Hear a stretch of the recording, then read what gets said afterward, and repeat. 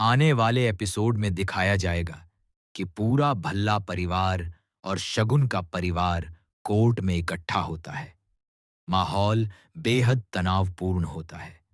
हर किसी की नजर जज के दरवाजे पर टिकी होती है, क्योंकि आज फैसला होना है पीहू की कस्टडी का। इशिता के चेहरे पर चिंता साफ झलक रही होती है, जबकि रमन खुद को मजबूत दिखाने की कोशिश कर रहा होता है। वहीं दूसरी तरफ शगुन के चेहरे पर एक अजीब सी आत्मविश्वास भरी मुस्कान होती है, जैसे उसे पहले से ही यकीन हो कि फैसला उसके पक्ष में आने वाला है। कोर्ट रूम में सन्नाटा छा जाता है जब जज अंदर आती हैं। सभी लोग खड़े हो जाते हैं। कुछ ही पलों बाद सुनवाई शुरू होती है। दोनों पक्षों के वकील अपनी अपनी दलीलें देते हैं। कोई कहता है कि बच्चे की भलाई किसमें है, तो कोई मां के अधिकार की बात करता है। लेकिन असली मोड़ तब आता है जब जज रूही को गवाह के तौर पर विटनेस बॉक्स में बुलाती हैं। रूही धीरे धीरे कदम बढ़ाती हुई विटनेस बॉक्स तक जाती है। उसकी आंखों में घबराहट साफ दिखाई देती है। इशिता का दिल जोर जोर से धड़कने लगता है। उसे डर है कि कहीं रूही कुछ ऐसा न कह दे जिससे सब कुछ बदल जाए। जज बहुत ही नरम आवाज में रूही से पूछती हैं, बेटा, तुम बताओ कि तुम किसके साथ रहना चाहती हो, अपने पापा के साथ या अपनी मम्मा शगुन के साथ? तुम जिसके साथ ज्यादा सुरक्षित और खुश महसूस करती हो, कोर्ट तुम्हें उसी के साथ रहने देगा। यह सवाल सुनते ही कोर्ट रूम में सन्नाटा छा जाता है। हर किसी की सांसें थम जाती हैं। रूही पहले इधर-उधर देखती है, कभी अपने पापा की तरफ, कभी इशिता की तरफ और फिर शगुन की तरफ। उसकी आंखों में उलझन साफ झलकती है। इशिता मन ही मन दुआ करती है कि रूही वही कहे जो उनके परिवार को जोड़े रखे। कुछ पलों की चुप्पी के बाद रूही बोलना शुरू करती है। उसकी आवाज हल्की कांप रही होती है, लेकिन उसके शब्द बहुत साफ होते हैं। वह कहती है, जज साहब, मैं अपनी मम्मा शगुन के साथ रहना चाहती हूं। मैं पापा के साथ नहीं रहना चाहती। यह सुनते ही इशिता के पैरों तले जमीन खिसक जाती है। रमन स्तब्ध रह जाता है। पूरे भल्ला परिवार के चेहरे पर हैरानी और दुख साफ झलकने लगता है। रूही आगे कहती है, जब से इशिता आंटी पापा की जिंदगी में आई हैं, पापा मुझे समय नहीं देते। वो मेरी बातें भी नहीं सुनते। मुझे लगता है कि अब उन्हें मेरी परवाह नहीं है। यह शब्द इशिता के दिल में तीर की तरह चुभते हैं। वह खुद को संभालने की कोशिश करती है, लेकिन उसकी आंखों से आंसू निकल आते हैं। दूसरी तरफ शगुन के चेहरे पर हल्की सी मुस्कान आ जाती है। उसे लगता है कि अब फैसला उसी के पक्ष में होगा। कोर्ट रूम में बैठे सभी लोग फुसफुसाने लगते हैं। माहौल और भी भारी हो जाता है। जज सब कुछ ध्यान से सुनती हैं और फिर कहती हैं कि फैसला जल्द सुनाया जाएगा। यही से शुरू होता है रिश्तों के टूटने और बिखरने का वो सिलसिला जो आने वाले पलों में और भी ज्यादा दर्दनाक होने वाला है। कोर्ट रूम में सन्नाटा पहले से भी ज्यादा गहरा हो चुका था। रूही की बात सुनने के बाद हर किसी के दिल की धड़कन तेज हो गई थी। इशिता की आंखें नम थीं, लेकिन फिर भी वह खुद को संभालने की कोशिश कर रही थी। उसे उम्मीद थी कि शायद जज बाकी बातों को ध्यान में रखते हुए कोई ऐसा फैसला देंगी जिससे परिवार बिखरे नहीं। रमन चुपचाप खड़ा था। उसके चेहरे पर दर्द साफ दिखाई दे रहा था। उसे यकीन ही नहीं हो रहा था कि उसकी अपनी बेटी ने उसके खिलाफ ऐसा बयान दे दिया। जज ने कुछ पल फाइलें देखीं, दोनों पक्षों की दलीलें दोबारा सुनी और फिर अपनी कुर्सी पर सीधे बैठते हुए फैसला सुनाने लगी। उनकी आवाज पूरे कोर्ट रूम में गूंज उठी। सभी तथ्यों और रूही के बयान को ध्यान में रखते हुए अदालत यह फैसला सुनाती है कि रूही की कस्टडी उसकी मां शगुन को दी जाती है। बस इतना सुनना था कि जैसे भल्ला परिवार पर दुखों का पहाड़ टूट पड़ा। इशिता की आंखों से आंसुओं की धारा बहने लगी। रमन का चेहरा बिल्कुल सुन्न पड़ गया। वह कुछ बोलना चाहता था, लेकिन शब्द जैसे उसके गले में अटक गए थे। दूसरी तरफ शगुन की आंखों में जीत की चमक साफ नजर आ रही थी। उसने तुरंत रूही को गले से लगा लिया, जैसे उसने कोई बड़ी जंग जीत ली हो। रूही भी कुछ पल के लिए खुश दिखने की कोशिश करती है, लेकिन उसके चेहरे पर एक अजीब सी बेचैनी भी झलकती है। शायद उसे भी अंदाजा था कि इस फैसले से सिर्फ एक नहीं, कई दिल टूटने वाले हैं। वह विटनेस बॉक्स से बाहर आती है और सीधे शगुन के पास जाकर उससे लिपट जाती है। शगुन उसे प्यार से सहलाती है और कहती है, अब तुम हमेशा मेरे साथ रहोगी बेटा। इधर इशिता खुद को रोक नहीं पाती। वह धीरे धीरे पीछे हट जाती है ताकि कोई उसके आंसू न देख सके। उसे सबसे ज्यादा दर्द इस बात का था कि रूही ने उसे आंटी कहकर दूरी बना ली थी। वह सोचने लगती है कि आखिर कहाँ कमी रह गई उसकी परवरिश में। उसने तो हमेशा रूही को अपनी बेटी की तरह ही प्यार किया था, लेकिन असली झटका अभी बाकी था। रूही की नजर अचानक अपनी छोटी बहन पीहू पर पड़ती है। पीहू डरी सहमी सी एक कोने में खड़ी होती है। उसे समझ नहीं आ रहा कि आखिर हो क्या रहा है। रूही की आंखों में आंसू आ जाते हैं। वह दौड़कर पीहू के पास जाती है और उसका हाथ पकड़ लेती है। उसकी आवाज कांप रही होती है। पीहू, तुम मेरे साथ चलो, प्लीज, मेरे बिना मत रहना। पीहू मासूमियत से रूही की तरफ देखती है। तभी शगुन आगे बढ़ती है और प्यार से पीहू को अपने पास बुलाती है। वह उसे समझाने लगती है कि अब सब कुछ बदलने वाला है। पीहू के मन में उलझन और बढ़ जाती है। वह एक तरफ अपनी बहन का हाथ थामे हुए है, तो दूसरी तरफ शगुन की बात सुन रही है। रमन यह सब देख रहा होता है। उसका दिल दो टुकड़ों में बढ़ चुका होता है। एक तरफ रूही, दूसरी तरफ पीहू। वह आगे बढ़कर कुछ कहना चाहता है, लेकिन हालात उसके हाथ से निकल चुके होते हैं। इशिता भी हिम्मत जुटाकर रूही के पास जाती है और धीरे से कहती है, बेटा, हम तुमसे बहुत प्यार करते हैं। तुम जहां भी रहो, खुश रहना। उसकी आवाज में इतना दर्द होता है कि वहां मौजूद हर इंसान की आंखें नम हो जाती हैं। उधर शगुन को डर है कि कहीं पीहू भी रूही की बातों में आकर कुछ और न बोल दे। वह जल्दी जल्दी कागजी कार्रवाई पूरी करवाने लगती है। माहौल में बेचैनी साफ महसूस की जा सकती है। हर किसी को लग रहा होता है कि यह फैसला सिर्फ एक कागज का नहीं, बल्कि पूरे परिवार की किस्मत का है। जैसे ही शगुन रूही का हाथ पकड़कर बाहर जाने लगती है, रूही आखिरी बार मुड़कर अपने पापा को देखती है। उसकी आंखों में आंसू होते हैं, जैसे वह खुद भी इस जुदाई को सह नहीं पा रही। रमन की आंखें भी भर आती हैं। वह बस अपनी बेटी को जाते हुए देखता रह जाता है। कोर्ट रूम के बाहर मीडिया और लोगों की भीड़ जमा होती है। कैमरों की फ्लैश चमकने लगती है, लेकिन इन चमकती रोशनी के पीछे छुपा होता है एक टूटता हुआ परिवार, जिसकी दरारें अब सबको साफ नजर आने लगी हैं। और यहीं से शुरू होता है उस जुदाई का असली दर्द, क्योंकि अभी कहानी खत्म नहीं हुई है। आगे जो होने वाला है वह रिश्तों की परिभाषा ही बदल देगा। कोर्ट से बाहर निकलते ही माहौल और भी भारी हो जाता है। बाहर खड़ी भीड़, कैमरों की चमक और लोगों की फुसफुसाहट, सब कुछ जैसे इस दर्द को और गहरा कर रहा था। शगुन रूही का हाथ मजबूती से पकड़े आगे बढ़ रही थी, मानो उसे डर हो कि कहीं कोई उसे फिर से उससे दूर न कर दे। रूही कदम तो आगे बढ़ा रही थी, लेकिन उसका दिल पीछे ही कहीं अटका हुआ था, अपने पापा, अपनी बहन और उस घर के साथ जहां उसने अनगिनत यादें जी थीं।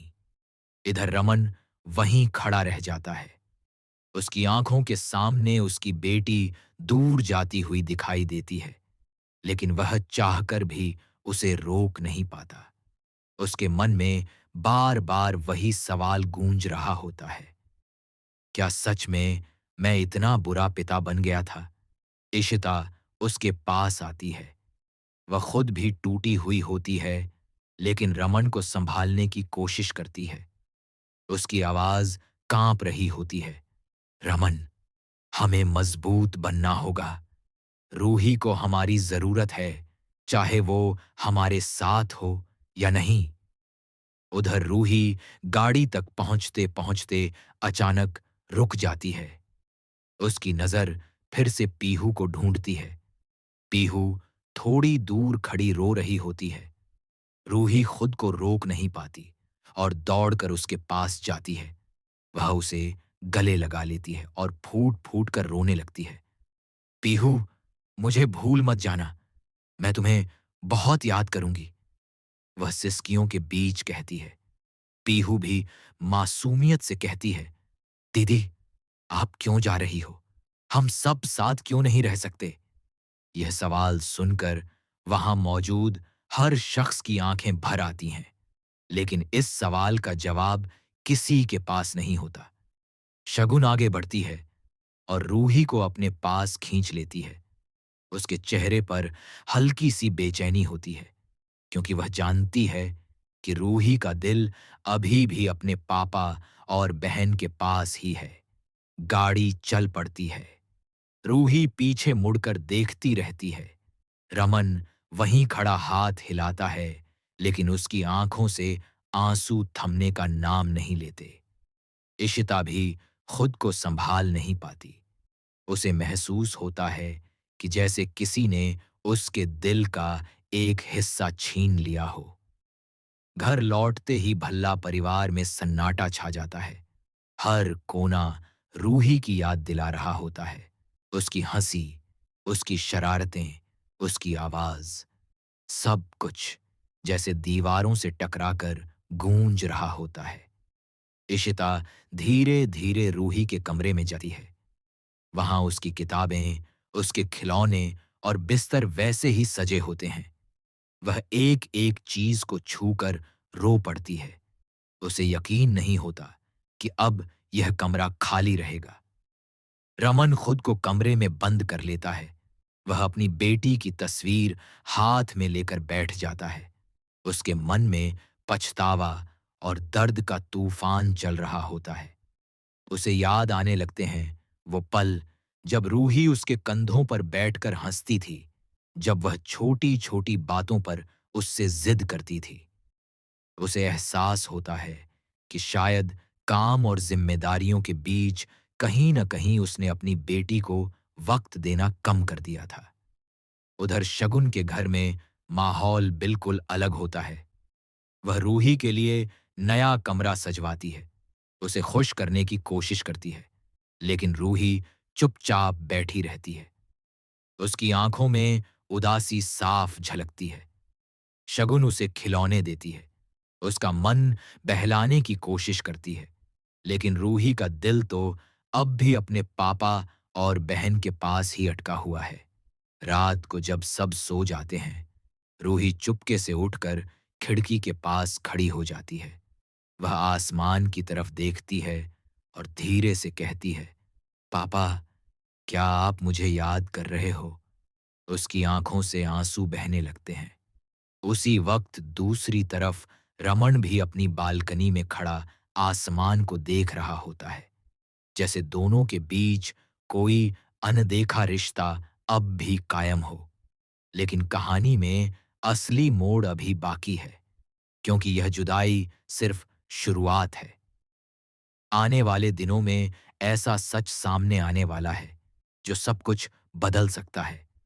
क्या रूही अपने फैसले पर कायम रह पाएगी?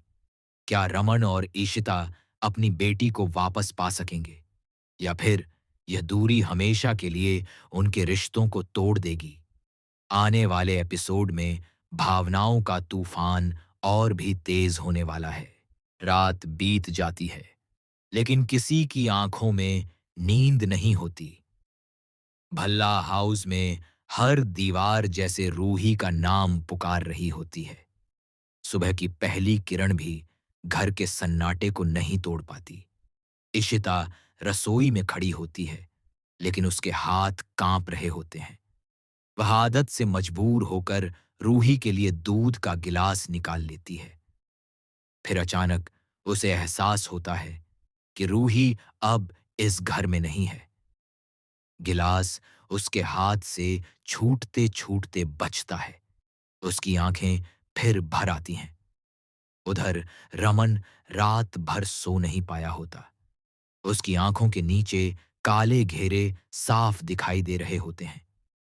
वह चुपचाप रूही के कमरे में जाता है, उसकी तकिए को सीने से लगा लेता है।